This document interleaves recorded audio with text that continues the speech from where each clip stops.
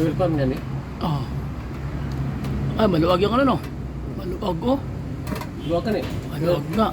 Ayun, kaya nagpo-fuel na. Maluwag ang ano. Maluwag oh. Ayan oh. Maluwag. Luwag ka na eh kayo. Ay, luwag ay. So, muna yung naging cause. Ayan, hindi matanggal yung... Ayan.